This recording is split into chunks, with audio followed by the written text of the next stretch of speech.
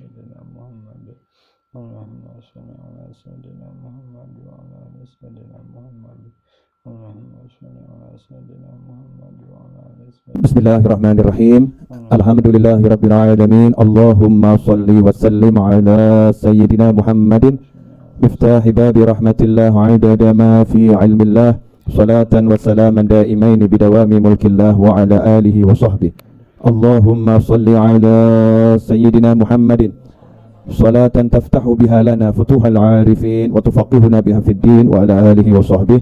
Assalamualaikum warahmatullahi wabarakatuh.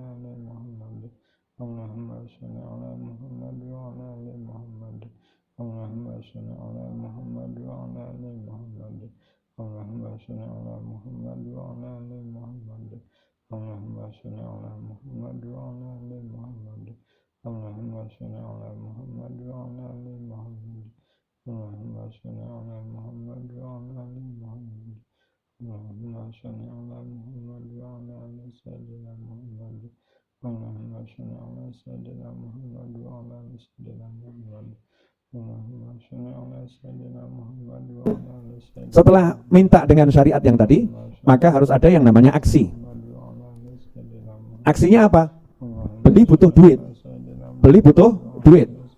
Betul kan ya? Bohirnya. Berarti saya harus punya duit, sementara saya nggak punya duit. Aksinya ngapain? Kerja. Jangan hanya hasil ya, aksi. Jadi jangan bahas hasil. Karena kadang aksi yang kecil hasilnya itu unlimited. Aksinya kecil tapi hasilnya luar biasa. Nanti saya buktikan. Aksinya kecil, hasilnya luar biasa. Kamu jangan membatasi hasilmu dengan aksimu. Jangan batasi hasilmu dengan aksimu. Kalau kamu batasi hasilmu dengan aksimu, maka yang kamu dapatkan mirip yang kamu bayangkan, bahkan kurang dari yang kamu bayangkan. Tapi kalau tidak kamu batasi, unlimited.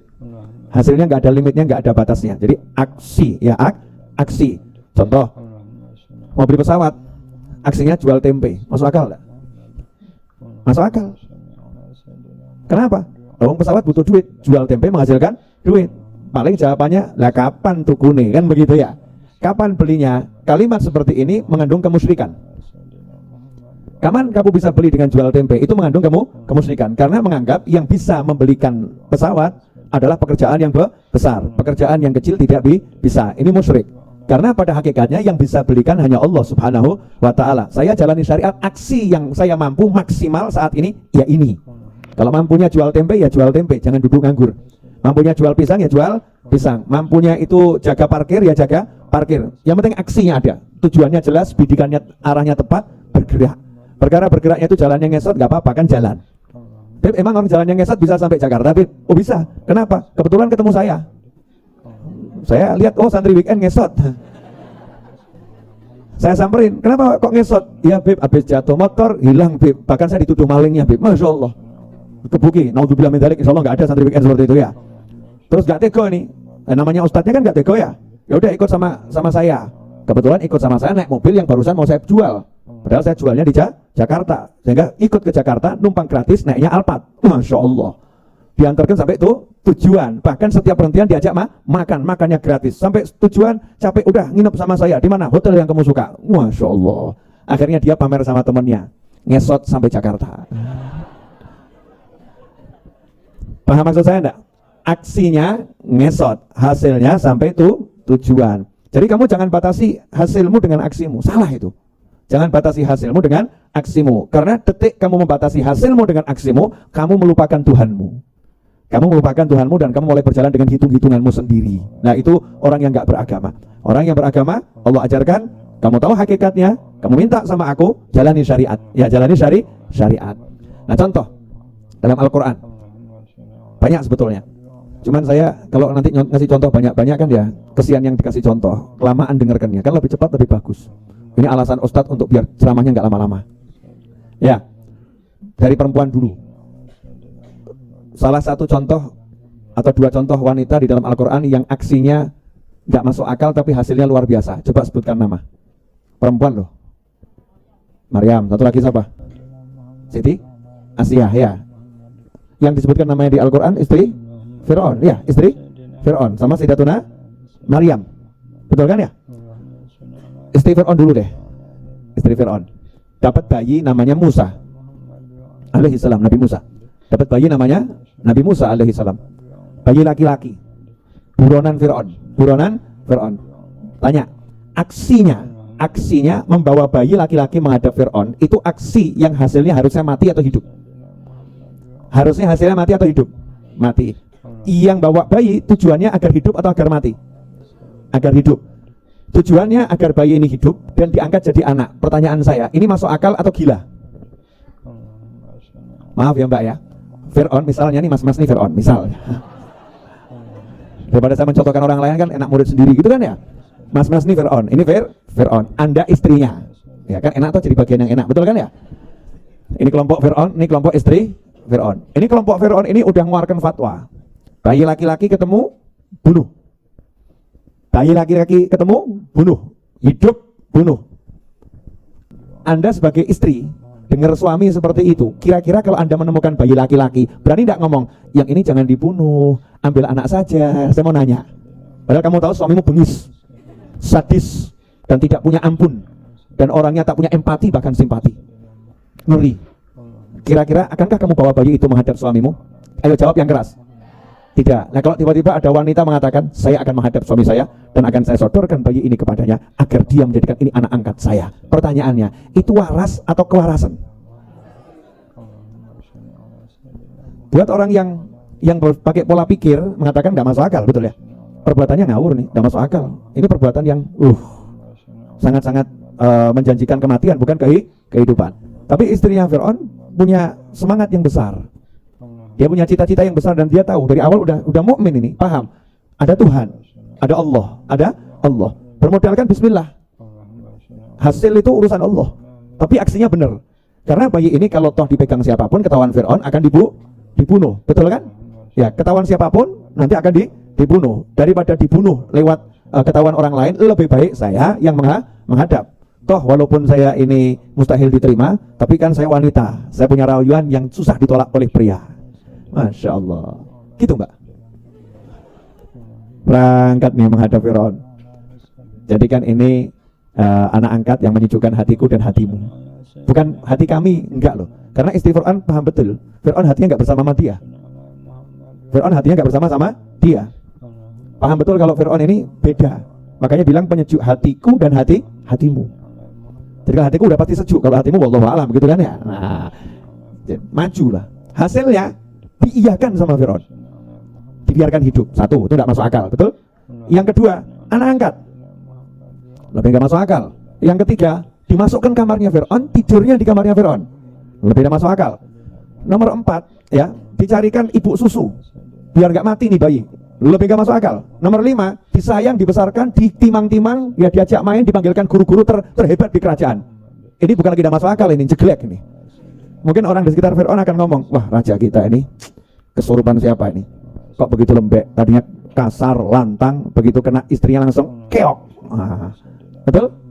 Ya ini karena apa? Yakinnya seorang wanita pada Allah Subhanahu wa Ta'ala. Jadi aksinya seperti itu, hasilnya lebih dari yang diharapkan dan tidak sesuai kenyataan seharusnya.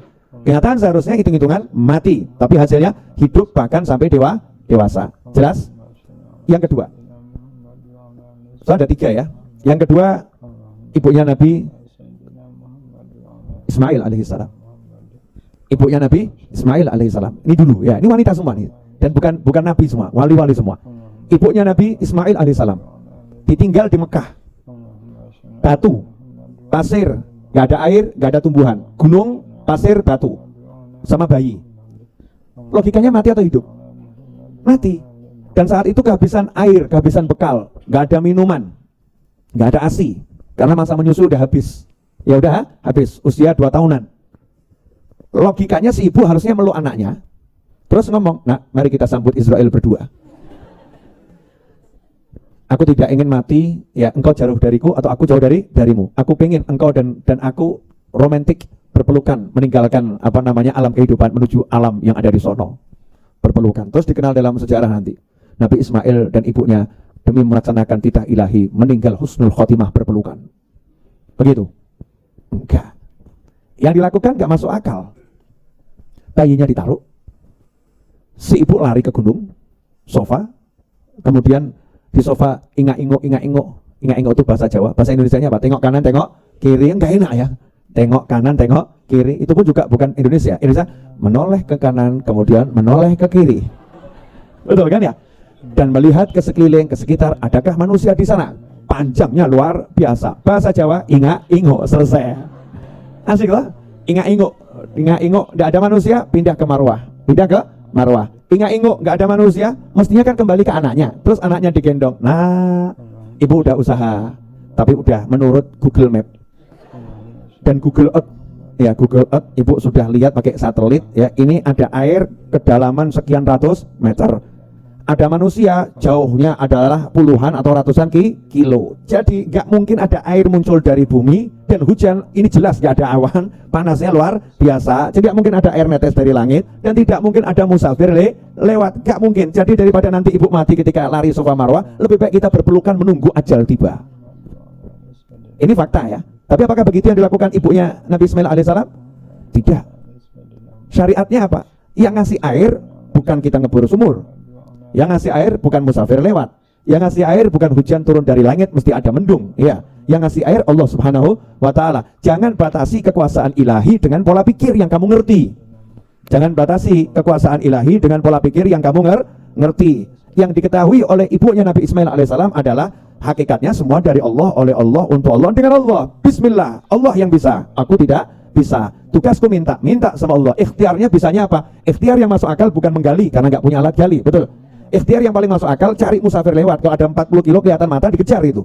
Itu dikejar. Ternyata nggak kelihatan apa-apa, maka nggak putus asa. Siapa tahu kok tadi saya salah lihat, lari lagi ke marwah, sofa. Oh mungkin saya salah lihat yang di sana. Siapa tahu sudah ada sekarang. Selalu berharap melihat manusia, tapi harapannya hatinya ke Maha Kuasa. Sehingga ketika mata melihat hampa, hatinya tak pernah terasa hampa. Beda dengan kita, menggantungkan harapan pada yang dilihat, yang didengar, hati maupun mata. Maka ketika mata melihat tidak sesuai kenyataan, hatinya hancur, saudara-saudara. Betul? Larang logi. Ini mahal ini. Boleh dilanjut? Lari sofa marwah, sofa marwah, sofa marwah. Hitungan ke-7. Jadi Allah tuh maha menyenangkan. Ya maha menyenangkan. Makanya Allah semua itu hampir ya, karunia ilahi itu pakai hitungan langit.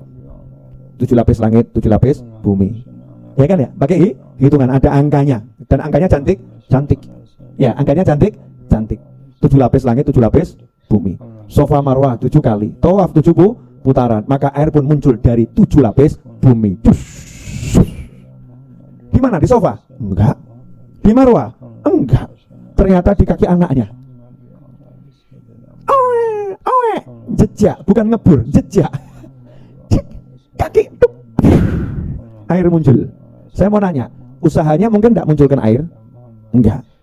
Aksinya itu nggak bisa munculkan air, nggak bisa datangkan air. Bahkan aksinya seakan-akan hampa dan sia-sia, zero, nol. Nggak ketemu manusia, nggak ketemu alat gali. Yang tidak beraksi siapa? Bayi. Justru Allah munculkan air di tempat yang nggak ada aksi.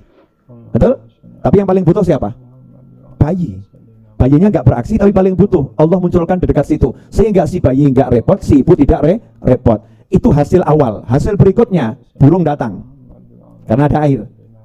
Hasil berikutnya, musafir yang puluhan kilo lihat kok di sono tuh ada daerah kok banyak burung di atasnya, berarti ada air. Para musafir paham kalau lewat situ lebih dekat, kalau ada air ya udah lewat situ saja. Musafirnya lewat situ. Di situ parkir seneng ya, bangun perumahan, mau ambil air, bayar pada ibunya Nabi Ismail alaihissalam. Kemudian ibunya Nabi Ismail dan anaknya ini Ismail alaihissalam duduk manis dapat duit. Asik ya. Butuh apel, kamu punya apel Pak, sini saya kasih air. Ya, butuh kelapa, kamu punya kelapa Pak, sini saya kasih air. Sehingga duduk manis, rezekinya datang. Itu baru hasil saat itu. Hasil berikutnya, sampai hari ini orang mau ke Mekah itu ya, mau ke Mekah, di antaranya berkat Nabi Ismail dan ibunya dan Nabi Ibrahim alaihi wassalatu wassalam. Perempuan lagi. Jadi perempuan mulai manduk-manduk. Tontonan. Wedok bro, wedok. Lanjut. Yang ketiga, Siti Maryam. Sayyidatuna Maryam alaihissalam, ibunya Nabi Isa. Ya, ibunya Nabi Nabi Isa, yang satu ibu angkatnya Nabi Musa, yang satu ibu kandungnya Nabi Ismail, yang satu ibunya Nabi Isa. Nah, kalau tiga-tiga ini ibunya Nabi jadinya seperti itu, lantas bagaimana dengan ibunya Nabi Muhammad SAW? Makanya jangan mikir yang jelek-jelek, dah gitu aja, jangan mikir yang jelek-jelek. Ibunya Nabi Isa alaihissalam, wanita, mengandung tanpa disentuh manusia, bukan tanpa pernikahan loh ya, tanpa disentuh manusia, nggak ada dokter, nggak ada apa-apa, langsung dari Allah Ta'ala. Caranya Allah, kun fayakun, tidak disentuh manusia, mungkin disentuh malaikat, malaikat mungkin bantu proses masuknya ke dalam rahim, proses langit ya, proses langit. Hamil, lapar haus ya, di tempat yang nggak ada air, sama kasusnya, nggak ada air, di bawah pohon kurma, pohon kurmanya besar, tinggi, manjat nggak mungkin, pokoknya nggak ada senggek itu, nggak ada senggek itu apa, galah ya galah itu ya sudah galah, nggak apa lah, galah ya, nggak ada senggek, nggak ada galah, tangan nggak bisa menjangkau. Logikanya apa? Nunggu ada orang yang bisa bantu manjat. Posisinya semua orang lagi benci beliau, semua orang lagi benci Sayyidatuna Maryam alaihissalam, benci, sebel, ini perempuan nggak bener, ini perempuan nggak baik ya, dicemooh, dicaci, dimaki, dihina, sehingga beliau menyepi ya, beliau menyepi di bawah pohon, hamil, hampir melahirkan. Pertanyaan saya, kalau kamu jadi wanita tersebut, sedih atau nggak sedih? Sedih kan ya? Sedih banget. Apa kata Allah Ta'ala? Huzzi, batang kurma tempatmu bersandar itu goyangkan, nanti buahnya akan berjatuhan, dan di bawah kakimu itu ada sungai mengalir sebetulnya, jadi cuman pakai tangan digali akan muncul airnya. Pertanyaan saya, kalau misalnya yang ngasih petunjuk itu bukan Allah Ta'ala, kamu dikasih petunjuk sama Mas Edwin, mbak obah no mbak gogrok, kira-kira gimana? Percaya enggak kan? Nah, sama sekarang ini banyak orang dikasih petunjuk sama kiai, sama habib ya, menganggap nggak masuk akal. Padahal yang digunakan kiai sama habib petunjuk langit, amalan-amalan dari Nabi Muhammad SAW maupun para anbiya sebelum beliau, maupun amalan para wali. Sayyidatuna Maryam alaihissalam paham, masih kecil udah dilatih sama Allah. Latihannya apa? Modalnya zikir sama wirid di kamar dapat makanan. Tapi kenapa setelah besar zikir wirid jalan tidak dapat makanan? Kenapa? Karena dulu nggak punya tanggung jawab sama orang. Sama orang tuanya nggak punya tanggung jawab. Tanggung jawabnya udah dilepas sama orang tuanya. Ya, kemudian diambil anak angkat oleh saudara iparnya. Nggak punya tanggung jawab. Setelah hamil punya tanggung jawab pada bayinya. Jadi harus ngasih nafkah bayinya. Kalau nggak punya tanggung jawab, zikir wirid nggak jadi masalah. Di rumah, di kamar kunci, nggak punya tanggung jawab. Ya, itu nggak jadi masalah, mati dewi kan begitu ya. Tapi kalau kamu punya tanggung jawab nggak boleh begitu. Syariatnya berbeda. Syariatnya kamu harus berikhtiar yang secara zahir ada hitungan benernya. Maka ikhtiar yang dilakukan adalah Allah perintahkan goyangkan batang kurma, digoyangkan. Jadi bukan disuruh doa toh, tapi disuruh menggoyangkan. Walaupun menggoyangkan ini tidak masuk akal gitu, tidak masuk akal. Yang penting aksi, karena yang memberi Allah, aksinya ada. Yang nggak goyang batang kurma kok, ya nggak goyang, tapi hasilnya sesuai janji ilahi, berjatuhan. Dan yang jatuh itu dipilihkan sama Allah, yang dimakan enak. Kalau mungkin kita metik sendiri ya pelem tuh ya, kita apa dipangan kecut gitu kan ya. Ini Allah pilihkan yang dimakan makan enak. Ini 3 contoh nyata di dalam Al-Qur'an bahwasanya aksimu tidak menentukan hasilmu. Hasil itu murni kekuasaan Allahu Rabbi. Makanya jangan batasi kuasa Tuhanmu dengan pola pikirmu. Lepaskan saja, yang penting saya ikhtiar, aksi. Makanya setelah minta tadi pesawat, mulai tulis aksinya. Yang bisa jual tempe misalnya, jaga parkir, betul kan ya, jaga parkir, mulai browsing toh ya, harga pesawat ya berapa ya, mulai yang jet sekian harganya sekian, jet sekian harga sekian, mulai browsing ya, syarat-syarat untuk punya pesawat. Oh, sewa lapangan terbang itu buat parkir harganya berapa? Oh, pilot itu berapa? Kemudian mulai dipilih, saya pengen beli pesawatnya ini, harganya sekian, ongkos parkirnya sekian, detil semua. Jadi saya butuh uang sekian puluh atau mungkin ratus miliar. Mulai ngomong, kawan-kawan, ini mimpiku, sholawatin ya. Baru ngomong gitu, jangan nggak jelas. Saya mau beli sholawat, tolong mau beli pesawat, tolong sholawatin ya. Pesawat mana? Itu mainan tuh ya. Pesawat yang mana? Garuda, iya, pesawat yang mana? Kamu beli pesawat yang mana yang jelas, detil, minta sama Allah Subhanahu wa Ta'ala. Itu bagian aksi. Ini kan contoh yang nggak masuk akal, tapi semua bisa masuk akal. Karena masuk akal nggak masuk akal itu bukan kalimat, tapi data. Kita bicara data. Datanya yang kita percaya itu yang nyata. Data kalau nggak nyata jangan dipercaya. Data yang jelas-jelas nyata itu ada dalam Al-Quran, nggak mungkin salah. Kamu percaya sama data dari berita, dari apa namanya, laporan manusia, tapi data dari Al-Quran kok kamu nggak percaya, kan aneh. Mukmin kok nggak percaya data dari Al-Quran, data dari hadis Nabi Muhammad SAW. Tuh tunanetra yang datang menghadap Nabi, ya minta apa namanya, matanya disembunyikan dari tunanetra, minta seperti itu, nggak masuk akal tuh.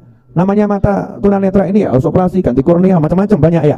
Kecuali kalau tunanetranya karena stres, ya psikologis itu memang disembuhkannya nggak dengan obat itu, jiwanya disembuhkan, nanti matanya bisa melihat biidznillah insyaallah. Tapi ini enggak, ini memang karena tunanetra, bukan karena psikologis.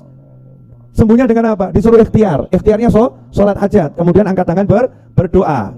Hasilnya apa? Sembuh biidznillah, bisa melihat lagi. Itu data dalam hadis, data dalam kehidupan para ulama, orang-orang yang soleh, ya, atau data dalam kehidupan para pecinta ulama. Saya ini ulama belum, tapi kalau nyintai ulama iya, insyaallah masuk daftar itu, amin. Ya, mencintai ulama iya. Baru saya ini mencintai ulama hal-hal yang nggak masuk akal, ya, nggak masuk akal, tapi Allah kasih.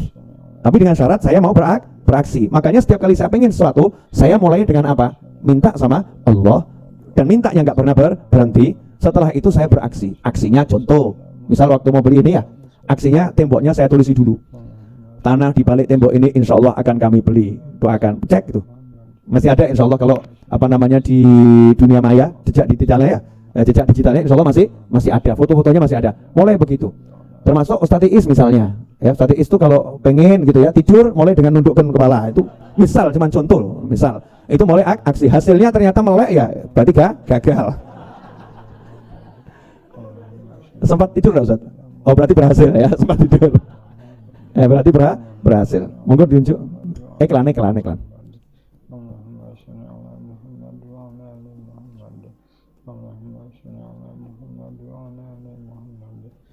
Alhamdulillah. Jelas semuanya? Jadi dimulai dengan aksi. Tahap yang keempat, ini paling penting. Jangan nunggu hasil. Ini paling berat. Banyak orang sampai 1, 2, 3 berhasil. Tahap 4 ini gagal. Kenapa? Nunggu hasil. Nunggu hasil itu orang yang sudah gagal sejak awal sebetulnya. Karena kalau orang nunggu hasil berarti yang pertama tadi bismillahnya salah. Kalau udah bismillah itu kamu harus yakin 100% pasti berhasil. Kalau udah bismillah. Jadi kalau kamu masih ngomong begini, kok belum kabul ya? Kapan ya? Tanda-tandanya kok belum ada ya? Padahal tadi malam sholat hajat saya udah kenceng loh pikirnya. Bahkan hasbunallahnya itu saya paling banter. Hasbunallah wa ni'mal wakil. Bengok lah aku ya. Tanda-tandanya kok belum muncul ya? Ini berarti di nomor 4 gagal dia. Orang yang betul-betul yakin sama Allah Subhanahu wa taala enggak pernah nunggu hasil. Judulnya adalah menikmati proses. Jangan menunggu hasil, tapi menikmati proses. Jadi prosesnya dinikmati. Proses dia berdoa, proses dia bekerja, ya, proses dia bekerja, proses dia ngumpulin data dan lain sebagainya. Dan semua itu dilakukan dengan senang. Proses itu dilakukan dengan senang. Kenapa dengan senang? Karena bismillah. Minta sama Allah, dengan Allah, oleh Allah, untuk Allah. Kalau udah seperti itu, senang hatinya. Kenapa? Apapun yang ditemui dalam proses itu bukan masalah, tapi jalan menuju hasil. Dan hasil yang kamu inginkan sudah jelas. Gak mungkin Tuhanmu mendustaimu. Ud'uni astajib lakum. Minta sama aku, pasti aku kabulkan yang kamu minta. Kalau udah dengar begini, rasanya hidup itu mudah atau susah? Rasanya hidup itu mudah atau susah? Kenyataannya mudah, bahkan jauh lebih mudah. Lah yang membuat hidup itu jadi susah karena kita nggak praktekin yang ini. Betul nggak? Kita praktekin ilmu yang lain. Dengan segala hormat, yang kita praktekkan ilmu yang lain, bukan ilmunya Allah, bukan ilmunya Nabi Muhammad SAW, bukan ilmunya para wali. Saya nggak paham, sudah berapa puluh tahun, belas tahun kita ini diracuni ilmu yang nggak benar. Kamu ini harus begini, mau ini harus begini, kalau nggak begini nggak bisa kamu.